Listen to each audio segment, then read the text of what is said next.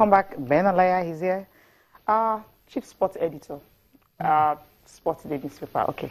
Editor-in-Chief. Editor-in-Chief.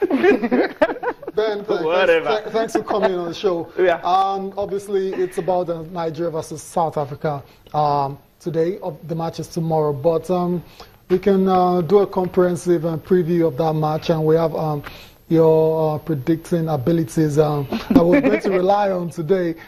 Before we go to the predictions, I mean, what's your what do you make of the preparations so far for this game? I would say the eggs are well laid, ready for hatching. Because going by them being in Corsica, from Corsica coming to Paris, from Paris now, Abuja, and then Uyo, I think that the Nigerian national team is ready to go. Set. And since from reports that feelers that we are getting from the camp, the team is 100% fit, no injuries, no worries. Psychologically, they are prepared. Because we had issues the last time when we had a 2-2 draw, we allowed them run into a lead. I was then the media officer of the team. They ran into a 2-lead draw, and we were chasing the game. Yeah. It was very sad. But, I mean, we were able to go, but we didn't have time. We would have taken them out. We didn't have time. You could have got a third goal. And you didn't have time. When the game is 90 minutes, Ben. We didn't have time. It's just like when we went. You didn't have time for 90 minutes. It's like a game we played against Congo in Calabar.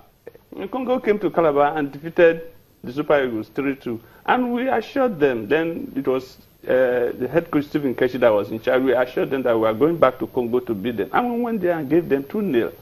That's in the past now. So this particular game. This particular game, I think that, number one, the first thing that I think the entire team must realize and must follow is that don't underrate the South Africans. Okay. Never underrate them. They are good, and the Uyo team pitch is very Godswill Akpabio Stadium, which we call the Nest of Champions. The pitch is very, very good, very, very good. And the South Africans thrive on good pitches. Our players also thrive on good pitches.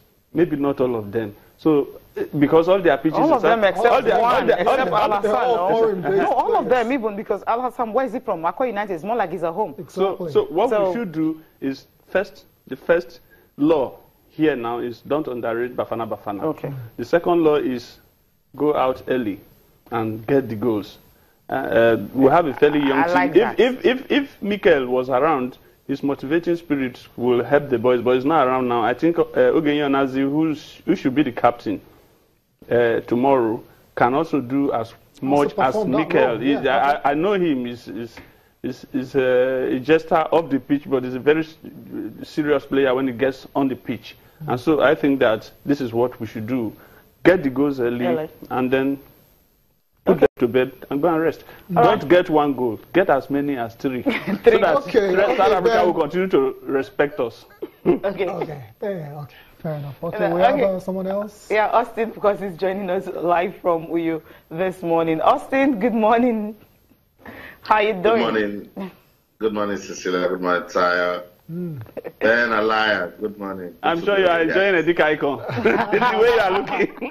What's the mood like, Austin? What's the mood like in Uyo right now? I mean, at the minutes. Uyo is cool and calm. The fans are looking forward to the match between Nigeria and South Africa. Right here, they love it whenever the Super Eagles land in Uyo.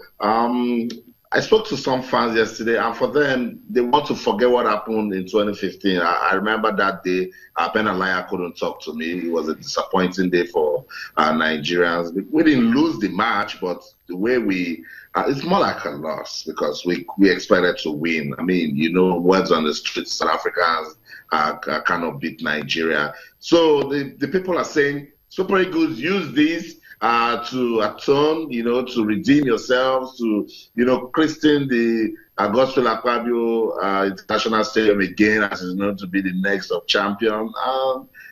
Hopefully to be the next of champions on Saturday.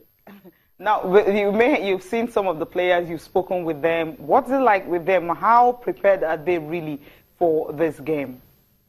Look, Cecilia, this is what we always say. Listen, I mean, any sort of preparation before a match is crucial. The players are excited. They had the 3 weeks campaign in Corsica. Same things to what Baxter told when I spoke to him, that Nigeria prepared very well. And that's what they're all banking on. They're looking at it like we got 3 weeks of valuable training that promoted team spirit, bonding. You need to see these guys when they're talking, when they're walking, they're like brothers. They look fired up, and for them, they want to sustain the momentum. They love what it is with the FIFA rankings at the moment. They believe that if they beat South Africa, it will send them warning to the Cameroonians. And, of course, do well for them also. Remember, the world is watching, and some of these guys, the window is open now. You do well in this game, you're going to one big club, or you're changing careers for the better. So in any way you want to look at it, they understand that this is a very important match, so they have psyched up themselves the right way.